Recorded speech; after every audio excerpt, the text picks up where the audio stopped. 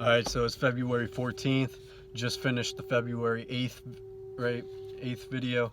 Um, Notebook from work. I journal during my breaks, and here's February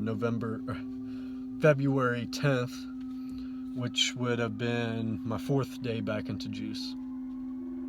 Went to bed before 9 p.m. and still had a hard time getting up this morning. Random craving pop-ups this morning, but nothing that I couldn't handle. So I guess that's all I got out for my first break. God damn. Making my healing as simple as possible. Present in each moment is the best way to learn. Being present and not forcing is the exact pace to walk this journey. And if I feel myself forcing, well, that's something to take note of. I'm gonna go ahead and stop there. So yeah, making my healing as simple as possible by being present in each moment is the best way to learn. Yeah, because see, this healing is so simple. There's no force other than asserting your will and being disciplined. And maybe having to force yourself to be honest, you know, and force yourself not to justify and shit. But yeah, and because literally what we're doing, the knowledge, the answers are all within. I've been on this seeker's journey for 5 years. 5 years will mark March 2024 this year, when I first started opening my mind and digging deeper. And I mean, I spent 4.5 years all over bullshit, in all these modalities, just seeking for truth, seeking, and looking everywhere except for right here. And then to finally take everything I learned and to have to sit right here and realize none of it was necessary. Like I've said in a video before, it's literally like the truth is a needle that's broken up. The needle is the truth, broken up into multiple pieces and scattered around in all areas of a bale of hay. And that's how it felt going through all those modalities. Literally just needed that 5-second snippet of that modality that I spent countless of hours on and months upon months on studying and researching and networking and all that, just to realize that I only needed 5 seconds of what was said in there. But yeah, to have all that experience and then just come back and realize all that money I spent, all that traveling I did, all that, you know, it came back to literally, it's as simple as going in your room, locking the door, and just fucking sitting and observing. So yeah, it's just wild because all the answers are within our psyche, within our actions, within our reactions, within our instincts, because it's we're operating from programming, we're operating from the society we've been taught to comply in. So we're operating from the demands that were set on us to meet as children and grew up in that structure. And so we're operating from the confinements that have been set in our mind, you know, the mind slave, like my dad says, that mind box, mind slave. And so because even on that seeker's journey, you're always looking outside yourself, which is coming from, which is not trusting yourself, and which is another slave mindset. Another aspect of the slave mindset is looking for the answer outside of you, thinking someone else has it and authority has it, and that you will never get it unless you spend countless of hours reading, writing, listening, and doing all this and getting on your knees and praising. So yeah, being present, because all it is to see what's going on out here. Well, it takes to step, that's why you step back, you stop, you start reclaiming some of your attention by not, you know, as soon as you get home from work, going on entertainment and doping up on food and everything else, listening to music, distracting yourself with chores and things like that. All these things that are meaningless, and and then when you're off on the weekends, doing a bunch of errands of going accumulating possessions and fucking then going out with friends and then going out at night and all these things. It's starting to, once you start feeling like things are off and you see you're not feeling great, this and that, stepping back from the things you're not obligated to doing. Just go to work, come back, step away from all the extra shit, sit with yourself, get away from all the unnecessary responsibilities you've put on yourself by keeping the house super neat, and you every day when you get home you have to wipe down everything with Clorox and do this and that and the other. And it's like, no, that shit can wait, and it doesn't have to be done every fucking day. And so it's like, step back, and once you get to step back, you start realizing, like, oh fuck, because you're able to start thinking now, which the mind slave doesn't critically think, it reacts based off based off the memories of its based off its indoctrination, its programming, and reacting from that, because we've already been told what to do. We've already been told what to focus on. We've already been told what this world is and the society we live in, and how to operate, and how to succeed, and how to stay afloat. So we've already been told on how to stay afloat, which is by participating and giving up all our time and attention. We've already been taught how to find pleasure through dopamine hits and toxic breads and circuses, and the pleasure that your controllers, your masters hand down to you. So we don't have to think of what brings me pleasure. We just know where to find it. It's at the restaurant. It's at Walmart, where in the toy section. It's at all these things, and so we never even have to think. We're so imbued with a way of living that we already know how to go about our day. So once you step back, you start realizing, you're like, oh wow. And then even trying to sit in meditation which is just contemplating, but most people think it's trying to hush your mind up, but just trying to sit still without any distractions, music, anything, and just observing. And you just notice yourself within 5 seconds, within 10 seconds, your body's like, all right, let's do this. Or your body's like, come on, man, you could be doing something more productive, blah, blah, blah, blah. So just being aware of all those things. And eventually just, then it leads you into starting to finally face your own personal reality, your psyche, face your shadow, face your trauma, face your beliefs, face your urges, your addictions, your cravings, your desires, your wants, why you feel lack, all these things. And so and it all comes from being present. And those are the only way to change anything out here, is first getting ourselves in alignment and totally rejuvenating our bodies and mind, and getting our body, mind, and soul back in alignment, where you're operating out of wholeness. And so and yeah, you actually see you don't need to go and get things in order to heal. You don't need to go and get this, that, or the other. You don't need to get crystals. You don't need to get take this class in order of yoga and this and that. No, you actually see you need to start getting rid of things. You need to start getting rid of all the responsibilities you put on yourself. You need to start that aren't obligated. You got kids, that's a different story, and this, that, and the other, but you can make things work. There's incremental changes you can make. And but yeah, so yeah, being present and not forcing is the exact pace to walk this journey. Exactly, not forcing. And if I feel myself forcing, well, that's something to take note of, because that's another survival reaction. That's another forcing to go. The urge to move, the urge to get up and start doing, the urge to set a set schedule and duties to meet by the end of the day. It's those are things to take note of. Being present with the feeling of needing to force rush Oh yeah, so I was like, that's something to take note of, as well as being present with the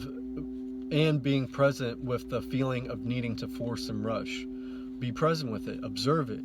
Observe how your body gets all excited and wants to go, go, go, but you're sitting and you're not reacting.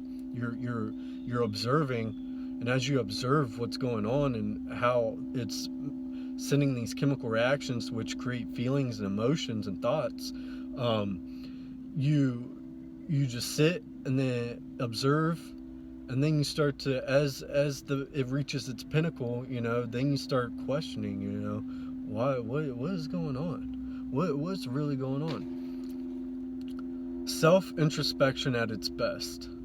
Oh yeah, I was saying, being present with the feeling of needing to force and rush. That is self introspection at its best. Because you're being present with the uneasiness, the uncomfortableness, the feeling of lack, because we're so used to, as soon as we feel something, we know how to take care of it in the wrong way. Finding a dopamine hit, finding a distraction, toxifying ourselves with chemicals and toxins and poisons, doing drugs, consuming, and so, but yeah, self-introspection at its best is when you are present in each moment and you are honest and courageous in the way of your courage makes you observe, makes you think, and then your honesty allows you to dig deep and introspect. Because if you're not being honest, you'll quickly justify, and it'll just be a shallow thought that will continue reoccurring until you delve into it. So living as usual, but being aware of my normality. Yeah, being present, just living as usual, not trying to change anything, just witnessing, just finally observing, what am I doing? What have I been doing? Because some studies say, like, you're 95% in subconscious mode, programming, reaction, so only 5% of the day you're actually conscious. So therefore, it's not like we have to start making changes right now. Let's be aware of what our normal day-to-day is, and see what that is, and introspect on that. And so living as usual, but being aware of my normality and questioning that. I must not only question the bad or uncomfortable feelings I get, but the times I feel good as well. Why does this activity substance bring me joy? Why does my excitement for this put me in high spirits? Why do I feel I'm lacking excitement? Why is there this feeling of boredom? Those types of questions. And yeah, not just paying attention to the things that make you feel down and all these things. What makes me feel comfortable? What brings me comfort? What brings me pleasure? What are the things that bring me pleasure? Where do those come from? Why do I need this? If I never had this the rest of my life, would I have this void within? Would I feel lack? Would I not have as much? Would I never reach that peak of joy that I do when I'm taking this? So yeah, asking those questions even when you're feeling good, because you gotta realize you've been in a mind slave box your entire life. So even the things that make you feel good are, and they're all things that are handed down by our masters to keep us going along on the hamster wheel. They keep filling us little pellets of bullshit, breadcrumbs of their gourmet dinner, and we see it as the best rewards we've ever had. So yeah, in solitude or to myself, I should have this feeling of fulfillment, not needing anything to feel joyful, enjoying my very own presence.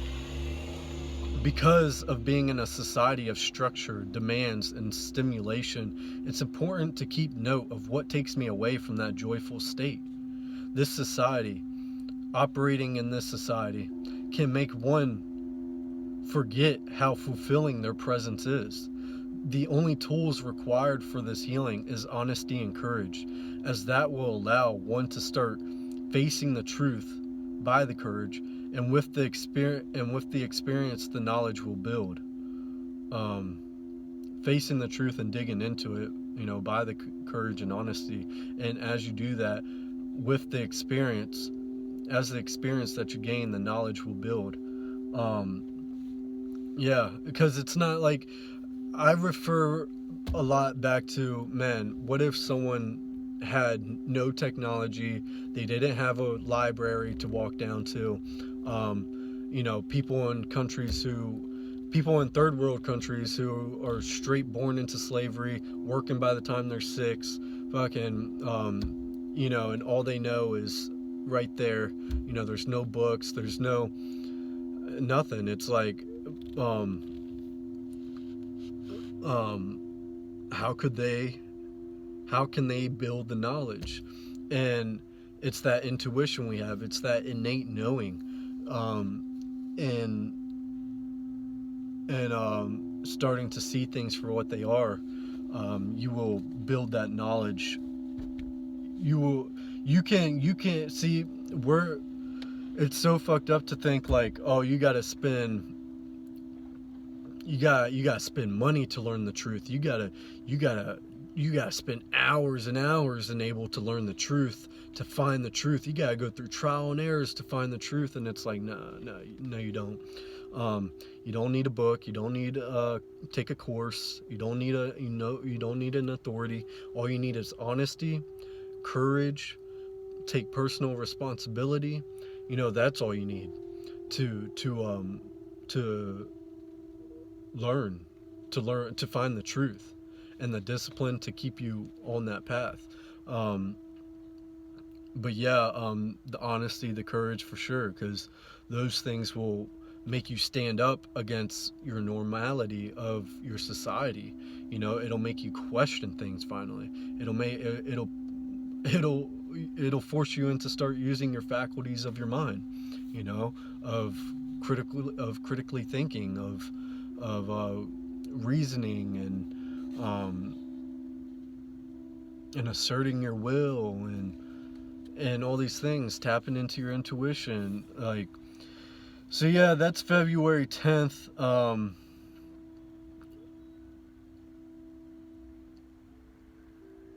Yeah, so still at this time, I wouldn't write too much about what I was dealing with. I would, as I got to my break, I would just want to try and reassure what I know and write it down. So I wouldn't really talk too much on what I'm actually experiencing. But I think as we get to the next one, this is this is the 10th as well. I guess this was lunchtime.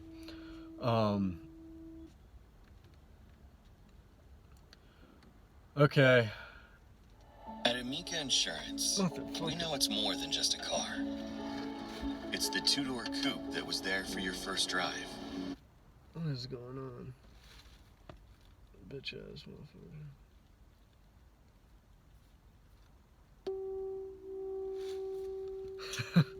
Stupid. Alright, should I start on this one now? The body and mind must be cleared up of debris. Fuck, should I start this one now? It is 18 minutes in. Yeah, fuck it. I can make it into 2 videos anyways. Okay, February 10th. In case I split this into 2 videos, I'm gonna go ahead and do an introduction on this. Alright, so today's February 14th. Reading from my journal that I take to work, my little notepad, and I read about this is the second part of my day to February 10th. I might have already made a video on February 10th on the first section. I guess this is around lunchtime now. So this was after work, actually. Because, I say on walk around 4 p.m. So the body and mind must be cleared up of debris in order for the spirit to pilot 24/7. Maybe the temple doesn't need to be fully rejuvenated, cleaned out, but the constructs, beliefs, and programmings, basically the ego, needs to be demolished. The ego and spirit do not go along whatsoever. That interaction represents me talking with a brain-dead, mindless minion. They deny the truth, they virtue signal, they justify and excuse their behaviors, etc. So these two are on opposite ends of a spectrum. Therefore, these two do not correlate. They do not resonate, so they cannot work together. This healing, so yeah, the ego and the soul cannot be both taking turns piloting this thing. You're either in the ego or you're in the spirit, because if you were truly ever in the spirit, you would know, you would quickly demolish that ego. So that's the thing. I don't even know if we're operating in our spirit at all. Like if I am now, I'm more, because it's so demolished. It's like it, not demolished, but suppressed. So what I'm doing, because this might all be coming from my ego, but spoken, but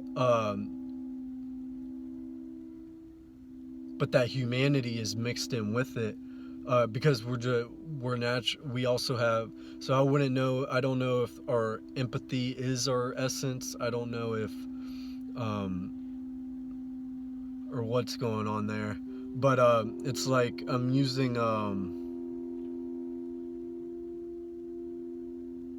I'm being humane along the way of I have to prove to my soul that I am humane enough, or that I've put in the work to demolish my ego and such. And then who knows, it's probably a shift in being. It's not saying you turn into light and then you transcend, but just a shift in being, because now that the programs, the constructs, the beliefs, they're all demolished and gone, you're tapped into this whole higher frequency of being, because now you're in the knowing. Now you have trust. Now you know. Now you can see through the entire facade. Now you have gained the power of holding your own authority and being sovereign, to where you are not dependent, need nothing outside of you, this, that, and the other. So, and that's what we were born to be. That's what our spirit, which embodied this flesh, which was the pilot of this flesh, was being at first, but then it's been stripped away. Our spirit was fighting as a baby, kicking, screaming, grabbing, scratching, doing all these things, punching, but we're constantly, our parents just constantly showed us that, and our society and our environment just constantly showed us, dude, there's no room for your authenticity. You're just gonna have to comply. You're just gonna have to fit in. You're gonna have to give up your humanity and do what you got to do to go along, to get along, And so we were like, fuck, okay. Because it was too much cognitive dissonance. It was too much pain. And as a baby, all you want is to be seen, heard, valued, and loved. All you want is attention and affection. All you want is respect. All you want is a safe space. And so you quickly learn, that's how intelligent we are as babies, is that we quickly learn that, oh shit, I'm letting these people know, I'm fighting, I'm doing this, that, and the other, but I get punished, I get shamed. As a baby, your parents, they don't have as much love for you, or as excitement for you, or close of a connection with you, as if you were to just comply and follow along and make things easy for them, and this, that, and the other. So we quickly see, as they force things onto us, and we see every time we stand strong, we take stance, it makes them mad. So we're like, well, all right, fine, let me just let them do it. And then you see, when you let them do it, you're like, oh, they clap for me, they go yay, they give me a kiss on the forehead, they shake me all around, enjoy and such. And so we learn to comply, we learn to go along to get along, and we give up our humanity, we give up our authenticity, we give up our essence. Therefore, and the spirit can't operate in that, because it does not correlate with each other. So it has to take the back seat. And what's interesting enough is, like, all right, why would God develop us in a way where we can be manipulated, in a way where we can be we can be programmed and indoctrinated. You know, why would we have this survival mechanism which creates an ego? You know, why would we yeah, so those things. I mean, of course, have a survival mechanism in case whatever. I mean, if that's even something that even is necessary. But yeah, just how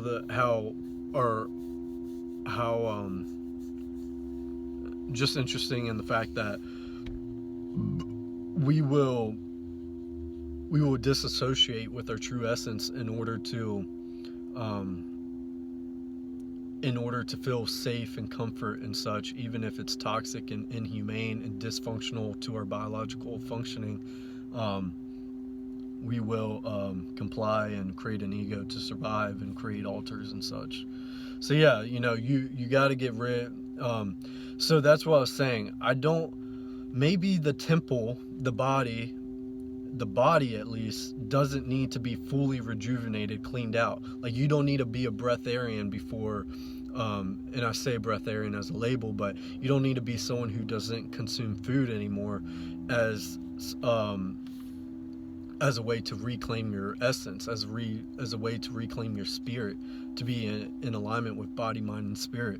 Because if you still have constructs, if you still have beliefs, if you still have programs and emotional attachments to other things, and the search for dopamine hits and all these things, and needing authority, like, because that doesn't correlate, that does not respect the spirit. So you can still be acting out of ego, even having cleaned out your temple of all kinds of mucoid plaque and of disease, and not eating it anymore and things like that.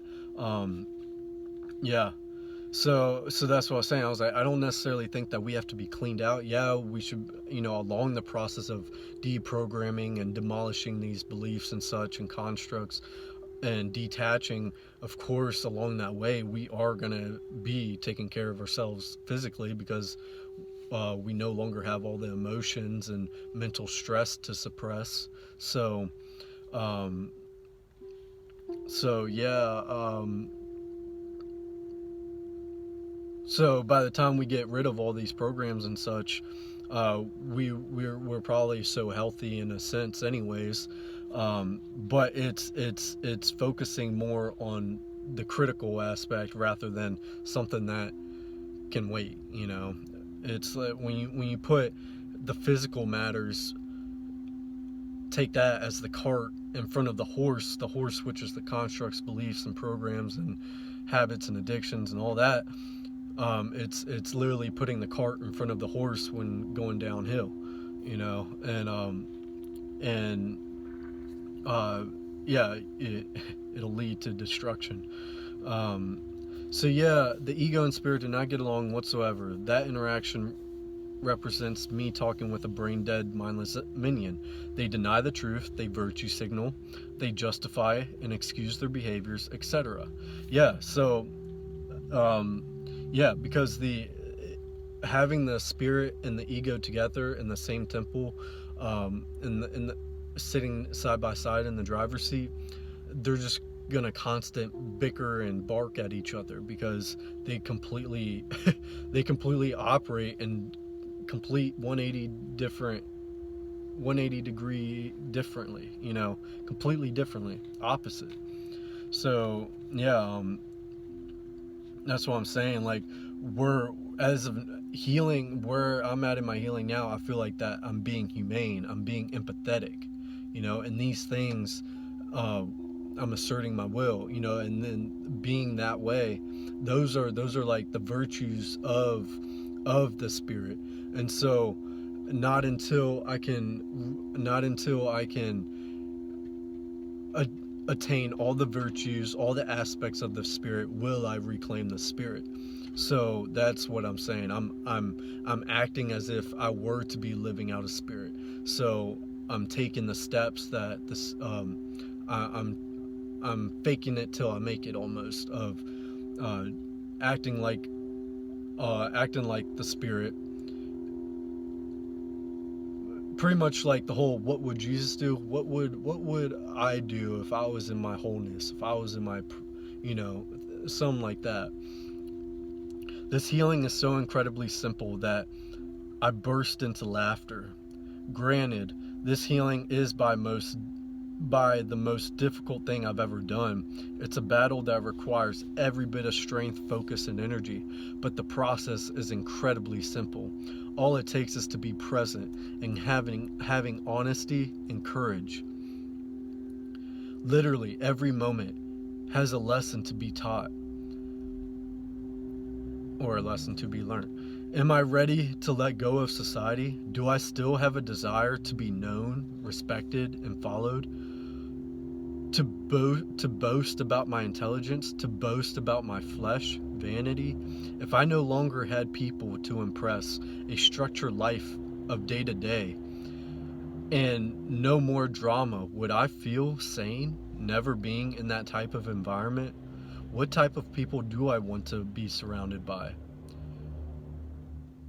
And so these are questions I'm asking myself on a deeper level. Like, everyone thinks that they can just let go of everything and would be fine in the woods, or be fine, never eating again and this and that, when they've, up until that moment, they've spent their entire lives doing exactly those things, have become addicted to the drama of life, have become addicted to operating in a certain way and having a structure to their life, and having a prediction as to how life plans out from 5 years old to 18 years old to 21 years old to 40 years old to 60 years old. There's this structure in our life of, by 30 years old you have attained all this, you'll be this type of person, then by 60 you'll finally retire. So that safety and security of knowing what is coming in the future. And so I had to ask myself all these things, like, am I actually ready to let go of society? And then picturing myself without these things, and would I actually be sane? Because letting go of society would be letting go of my behavioral addiction to being known by others, being respected by others, and being followed and looked up upon to looked up to by others. I would have to let that go, because there'd be no one to impress. There'd be no, I boast about my intelligence. I wouldn't be able to boast about my intelligence, to boast about my flesh and vanity. And it's not like, I'm not saying that our healed state, we're never going to see anybody again, this or that. I don't know. But it's, am I fine in solitude? Am I fine without all these things? Would I be able to live if it were just me on an island? And would I find joy? Would I find fulfillment? Would I find, those things? Would I be fine without structure? Would I be fine without an authority comforting my mind? If I no longer had people to impress, and a structured life of day-to-day set for me, and no more drama, would I feel sane, never being in that type of environment? Even though it's insane to be addicted to those things, it keeps us, we feel sane, because it's what we've been taught to see that is okay and is life. We've become addicted to those chemicals, so we're actually insane. We're acting disorderly by finding sanity in those things. What type of people do I want to be surrounded by? Because I can be known, I can be respected by healthy, authentic individuals. That should just be not the requirement, of a lack of a better term, but the requirement of meeting someone. You see that, at a deep, at their essence, they are powerful. They are worthy of respect, this and that. They don't need a label. They don't need credentials. They don't need to prove it. They are. And so we would just naturally respect each other on a human level, human to human level. And what I meant by, because I can be known, just being me and running across other beings and being known in that way, oh yeah, I know that guy, I've met him before, but not like being known as the man to go to and admire and worship. No. Yeah, so because I can be known, I can be respected by healthy, authentic individuals. Do I just want to linger around idiots and seem like I'm the man with the plan, and I'm seen as Mr. Intelligent and treated as such? Like, am I addicted to that? Am I addicted to surrounding myself around a bunch of brainless idiots and spending all my time and attention to teaching them? And the only reason, and see, because in a sense that's disrespecting myself, giving all my time, energy, and attention outside of me to help people who won't help themselves. So but the reason why I do it is because I get such a rush, I get such a stimulation from being honored and respected and portrayed as the man with the plan and Mr. Intelligent, right? So is that, is it coming from that addiction? See, and because the only way to truly help is by fully helping and recovering ourselves, recovering from all the damage that's been done onto ourselves. And where it takes you from there, I don't know, but I can see already how frequency wise, how things just gravitationally get pulled towards other people who are on this journey that me and my dad are coming into contact with now. It's just wild, and we're able to assist people in their journeys. We're able to share and help people have deeper insights on their journey just by putting ourselves first. Like, I'm not making these videos to help people. That's like secondary of what's happening. But I'm doing it because I'm trying to articulate my words better. I'm trying to get a better understanding of what's going on. I'm keeping documentation to refer back to, so, but in turn, that's going to help people. And yeah, being around others who know are not going to bow and kiss my toes. We're equal. I would have to be fully authentic, as there would be no role to play or no mask to wear. Would I be fine living authentic and moving about without any agenda? So that too, because if I was around other people who are on this journey or who already reached that state of fulfillment and reclaiming their sovereignty and being healed and all this and that, when I come around those people, it's not like they're gonna bow down and kiss my toes and be looking up to me and seeing me as the answer and this or that, because we would all know we are the answer within us. The answer is within us, and all we can do for each other is give a safe space, respect each other, be authentic, be real, enjoy the present moment, and share our stories, if anything, share our stories, share laughter, that'd be it. And so, but it would have to come from authenticity. It wouldn't have to come with an agenda behind it, to people to look at me as like the funny guy in the group, or to look up to me as having the answers and being the smart guy of the group, or this guy of the group, or, yeah, we're equal. I would have to be fully authentic, as there would be no role to play, no mask to wear. Yeah, because if you're playing a role, if you're playing a mask, those people would immediately see it. And not only that, like me and my dad have been talking, these people who have reached this state, I know I've never seen, I'm sure they're not here, I don't know what it is. It's like a whole different frequency. It doesn't mean leaving this world or anything, or astral traveling, but like, it's just a whole new level of knowing. And the only way to get there is by detaching and healing.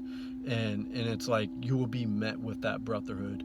Not that it's only men, but, with that community, is by reaching that level of frequency and getting to that point in your healing. So like, still playing a role, still wearing a mask, like, you wouldn't even meet those people.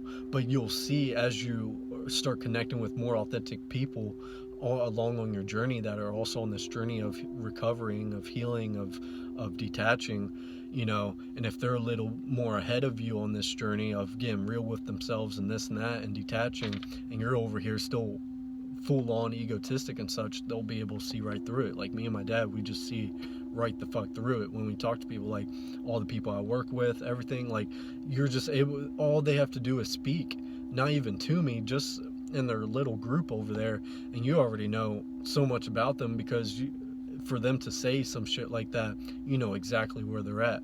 So yeah. So for people who have transcended the whole who have healed and are on bigger and more meaningful things, man, you go over there and you try pushing an agenda or anything, there's literally not even a second for it. Would I be fine living authentic and moving about without any agenda? Because that's the thing, our intentions, we're constantly, we're ego driven, and being ego driven, there's always an agenda behind it of gaining something from our experiences. We always got to gain, always got to gain, always got to, you know, and we're never fine with just walking into the unknown and not sure what comes from it. So yeah, that's the second part of my February 10th. I'm probably just going to post that as a whole 40-minute video. Pretty good. Next one will be February 12th. So, yep.